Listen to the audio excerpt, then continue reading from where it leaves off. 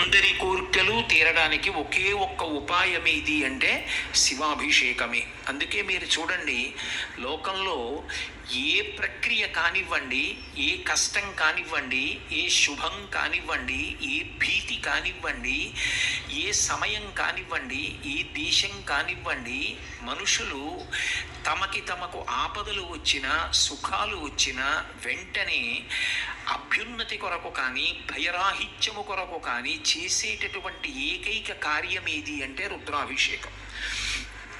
పుట్టకూడిన నక్షత్రంలో బిడ్డ పుట్టాడు, రుద్రాభిషేకం చేసుకోండి. ఏమిటో ఈ మధ్య భయంగా ఉంటోంది, రుద్రాభిషేకం చేసుకోండి. జాతకం ఏలినాటి శనిలో ఉంది, రుద్రాభిషేకం చేసుకోండి. కూతురికి పెళ్ళవలేదు, రుద్రాభిషేకం చేసుకోండి. భగవంతుడి దయ వల్ల నేను హాయిగా ప్రసన్నంగా సంతోషంగా ఉండగలుగుతున్నాను. ఈ స్థితి నిలబడడానికి రుద్రాభిషేకం చేసుకోండి. ఏది ఎలా ఉండనివ్వండి, కర్తవ్యం మాత్రం రుద్రాభిషేకం ఒక్కటే. మెరిగిన వాడు అభిషేకం చేశారనుకోండి, ఆ తీర్థానికి ఉండే శక్తి అపారము. శివతత్వము పరిపూర్ణముగా తెలుసున్నవాడు రమించిపోతూ శివాభిషేకం చేశాడనుకోండి, ఆ అభిషేక తీర్థమునందు శివశక్తి పరిపూర్ణంగా పట్టుకుంటుంది. ఆ అభిషేక తీర్థమును నువ్వు పుచ్చుకోవడం అంటే సాక్షాత్తు శివానుగ్రహము నీలోకి ప్రవేశించుటయే.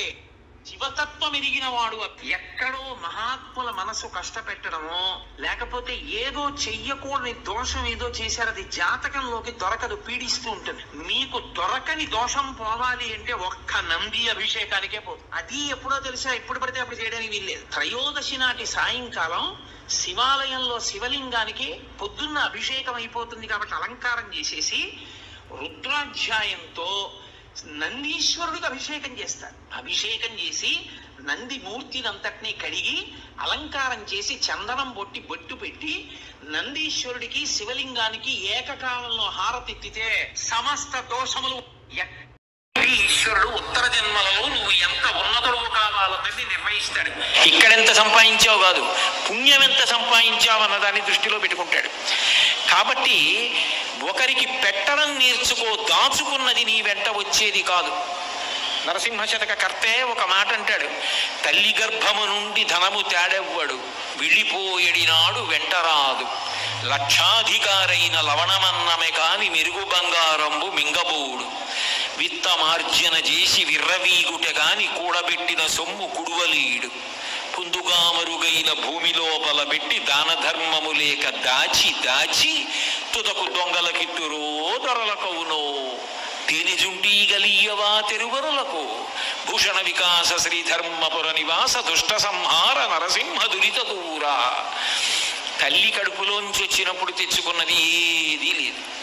అమ్మ కడుపులోంచి వచ్చినప్పుడు ఎలా వచ్చాడో వెళ్ళిపోయేటప్పుడు కూడా అంతే. ఒంటి మీద ఆఖరణ కప్పినటువంటి నూలు బట్ట కూడా లాగేస్తారు. లాగేసి తీసుకెళ్ళి కట్టెల మీద పడుకోబెట్టి వెలిగించేస్తారు. ఒంట్లో ఉన్న నెత్తురంతా ముద్దలుగా కట్టెల మధ్యలోంచి పడిపోతుంది. ఒంట్లో ఉన్నటువంటి మాంసం అంతా కాలిపోతుంది. తల వెంట్రుకలు మొదలైనవన్నీ ఊడిపోయి గాలికి ఎగిరిపోయి చెట్ల మొదట్లలోకి వెళ్ళిపోతాయి. ఎముకలు ఊడి మెల్లిమెల్లిగా కింద పడిపోతే కొడుకు అస్థి సంచయనం చేసి తీసుకెళ్లి గంగా నదులలో కలిపేశాడు. ఏది మిగిలింది? ఇలా ఉన్నన్నాళ్ళు చూపించి బోరలు విరిచినటువంటి వాడు తుట్టతొదకు యామయ్యాడు, పిడికెడు బూడిదయ్యాడు. ఆయన వెంట వెళ్ళింది ఏదైనా ఉంటే ఆయన ఇక్కడ సంపాదించి దాచినది ఆయన పట్టుకెళ్ళింది ఏమీ లేదు. ఆయన ఇక్కడ 10 మంది కోసం పడిన కష్టం, ఆయన చేసిన దానం, ఆయన నలుగురికి ప్రేమతో పెట్టినది ఏదుందో అది ఆయన వెంట పుణ్యంగా వెడుతుంది. ఇది మిగిలిన ప్రాణులకు సాధ్యం కాదు. ఒక మారేడు చెట్టు ఉన్నా తన బిల్వదళాలతో తాను శివలింగాన్ని అర్చించలేదు. నేను ఇవాళ పొద్దున్న వేములవాడ దర్శనానికి వెళ్ళాను. అక్కడ ఎవరో మారేడు దళాలు ఇస్తే శివలింగం మీద వేశాను. ఏ మారేడు చెట్టు కాసిన దళాలు నేను తీసుకెళ్లి శివలింగం మీద వేశాను. త్రిదళం త్రిగుణాకారం త్రినేత్రం చ త్రియాయుషం త్రిజన్మ పాప సంహారం ఏకబిల్వం శివార్పణం. సోమవారం నాడు బిల్వదళం ఆ శివలింగం మీద వేసి ధన్యుండయ్యాను. కానీ బిల్వం చెట్టు వేసుకోగలదా? ఆవు పట్టుకెళ్ళి అభిషేకం చేయగలదా? మీరు ఇంత పెద్ద సభ చేశారు, ఒక 4 కుక్కలు సభలోకి వచ్చాయనుకోండి, మీరు అనుమతిస్తారా? ఓ 10 గాడిదలు వచ్చాయనుకోండి, అనుమతిస్తారా? మనిషిగా పుట్టాం కాబట్టి వినడానికి అనుమతి, మనిషిగా పుట్టాం కాబట్టి మాట్లాడటానికి అనుమతి, మనిషిగా పుట్టాం కాబట్టి సమాజాన్ని పోషించవలసిన కర్తవ్యం కూడా మనకుంది. మనకి ఎంత ఉన్నది అని కాదు, మనకి ఉన్నదానిలో ఎంత పెట్టగలము అన్నది గొప్ప విషయం. పెట్టినది ఎక్కడికి పోదు, పెట్టినది మనిషిని కాపాడి తీరుతుంది. అందున ఏ యోగ్యత, ఏ పాత్రత కలిగిన వ్యక్తి ఏ క్షణంలో ఎప్పుడు ఏది తిన్నాడో అదే అక్కడికొచ్చి కాపాడుతుంది. శంకర భగవత్పాదులంటి మహాపురుషులు సన్యాసాశ్రమం స్వీకరించకుండా బ్రహ్మచారిగా ఉండగా ఒక వృద్ధ బ్రాహ్మణి ఇంటి ముందుకెళ్ళి భవతి భిక్షాందేహి అన్నారు. అయ్యో, బ్రహ్మచారి ఇంటి ముందుకు వచ్చాడే అని బాధతో ఆమె ఒక్క ఎండిపోయిన ఉసిరికాయ వేసింది. కనక వర్షం కురిసింది లక్ష్మీదేవి యొక్క అనుగ్రహంతో. ఎవరికి ఏది పెట్టావు, ఎవ్వరికి ఏమి పెట్టితిమో, ఏ సిద్ధాశ్రమమునం త్రొక్కితిమో ఇప్పుడు చూడగంటి మిచటన్ కృష్ణార్భకున్ నిర్భయున్ అంటారు. ఏ మహాత్ముడు పట్టెడన్న నీ చేత్తో పెట్టింది తిన్నాడో, ఏ మహాత్ముడు గుక్కెడు నీళ్లు తాగాడో ఆయనకి ఏం అవసరం? భగవత్ కార్యం మీద వెడుతున్నవాడు నీ ఆతిథ్యం ఏం పుచ్చుకున్నాడో ఆ పుణ్యం నిన్ను కాపాడేస్తుంది. పెట్టినదేదో అది గొప్ప. ధర్మరాజు గారు కుక్కని కూడా తనతో స్వర్గానికి తీసుకెళ్లాలని ప్రయత్నం చేశాడు.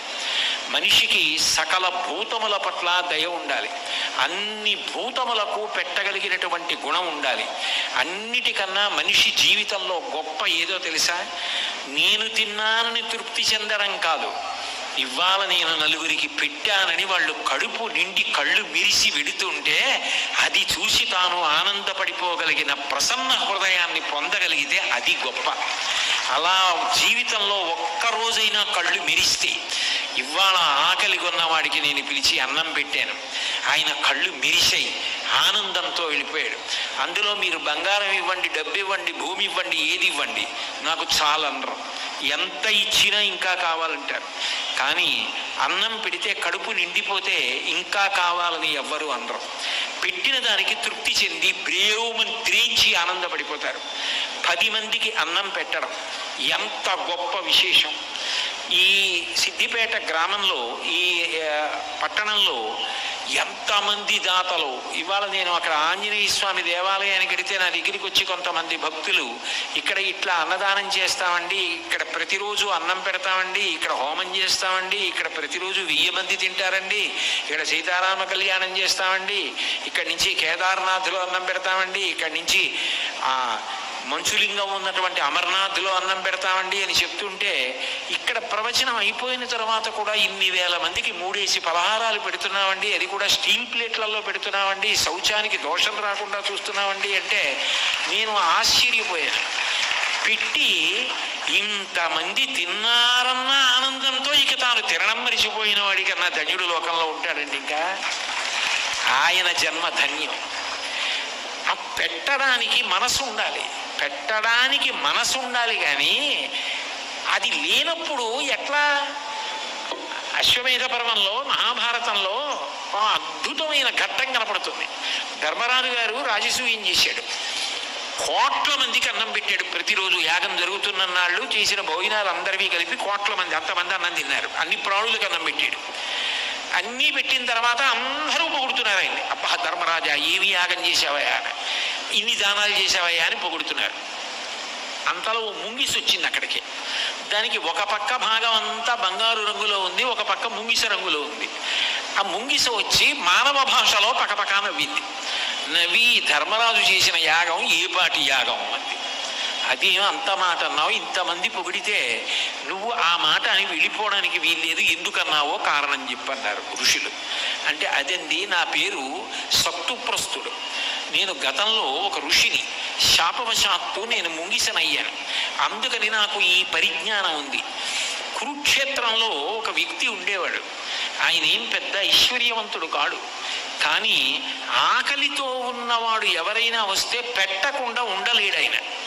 అందుకని ఆయన ఎంతో ఆకలితో ఉండి కూడా తెచ్చుకున్న పేలాల పిండి ఆయన, భార్య, కొడుకు, కూడలు కూర్చుని తినడానికి సిద్ధపడుతున్నారు. ఎవరో ఒక వ్యక్తి వచ్చి ఆకలిగా ఉన్నాను, నాకు కొద్దిగా పెట్టమన్నాడు. ఇంటి యజమాని తన భాగం ఇచ్చేశాడు. తిని ఆకలి తీరలేదన్నాడు. మీ ధర్మపత్నిని నేను ఇవ్వాలని భార్య ఇచ్చేసింది. ఇంకా ఆకలి తీరలేదన్నాడు, కొడుకు ఇచ్చేశాడు. ఇంకా ఆకలి తీరలేదన్నాడు, కోడలు ఇచ్చేసింది. అంత పేదరికంలో ఉండి కూడా అవతలవాడి కష్టం చూసి వాళ్ళు తినకుండా పెట్టారే, అది చూసి దేవతలందరూ వచ్చి నిలబడ్డారు. మా నలుగురికి కూడా స్వర్గలోకవాసం ఇచ్చారు. నేను అంత గొప్ప పేలపిండి కదా అని కింద పడిన పేలపిండి తిందామని వెళ్ళాను. వాళ్ళు వెళ్ళిపోయాక ఆ పేలపిండి నా ఒంటికి ఒక పక్కన అంటుకుంది. ఎక్కడ అంటుకుందో అటు బంగారం అయింది. అంటే పెట్టిన మనసు అంత గొప్పది. అది పటాటోపం కోసం పెట్టింది కాదు, తనకే లేకపోయినా ఆకలితో ఉన్నవాడికి పెట్టాలని పెట్టేసినవాడు. అంత గొప్ప మనసున్నవాడు పెట్టినటువంటి పేలపిండి భాగం తగిలితే నాకు బంగారు రంగు వచ్చింది. నా ఒంటు మిగిలింది బంగారం అవుతుందేమో అని ధర్మరాజు గారి యాగంలో కింద పడ్డ మెతుకుల్లో అప్పటి నుంచి దొలుతున్నా అవల. కాబట్టి ఎక్కడో పెట్టానన్న అతిశయం ధర్మరాజు గారిలో ఉంది. అది కూడా లేకపోతే ఈ యాగం ఇంకా బాగుండేదినా ముంగిసి వెళ్ళిపోయింది. నిజానికి ఆ ముంగిసి ఎందుకు వచ్చిందంటే, ఇంత చేశాడు కానీ నీ చేశానని వీళ్ళందరూ పొగిడితే అతిశయం వస్తుందేమో అని కృష్ణ పరమాత్మ పంపించాడు ఆ ముంగిసని. వినయంగా ఉండడం కూడా వస్తేనే ధర్మరాజు వృద్ధిలోకి వస్తాడని. కాబట్టి పెట్టడం అన్నది అంత గొప్పది. మీరు చూడండి, లోకంలో ఒక మాట అంటారు, గతంలో ఎవరికి ఏం పెట్టాడోనండి వాళ్ళ ఈ స్థితిని పొందాడు అంటారు. పెట్టినది ఎక్కడికి పోదు, పెట్టినది వెంట వస్తుంది. పెట్టడం అనేది జీవితంలో అలవాటు కావాలి. అన్నిటికన్నా ఆనందంగా మనిషి సంతోషంతో మిగల్చుకోవలసినది ఏది అంటే, ఇవాల్టి రోజున నేను ఎవరి కష్టంలోనైనా పాలు పంచుకున్నానా. నేను నిన్న మీతో మనవి చేశాను, గాంధీ జయంతి కదా, గాంధీ గారి తల్లి చెప్పిన మాట, ఒక రోజు పూర్తయిన తరువాత ఒకరికి నువ్వు మాట సాయం కానీ మంచి మాట కానీ మంచి పని కానీ చేశావా, చేస్తే నీకు ఆ రోజు పూర్తయినట్టు గుర్తుపెట్టుకో గాంధీ అని చెప్పింది తల్లి. అది నేను మరిచిపోను అని చెప్పారు గాంధీ గారు. ఒకరికి పెట్టడం అన్నది అంత గొప్ప విషయం. ఇది మిగిలిన ప్రాణులు చేయలేవు.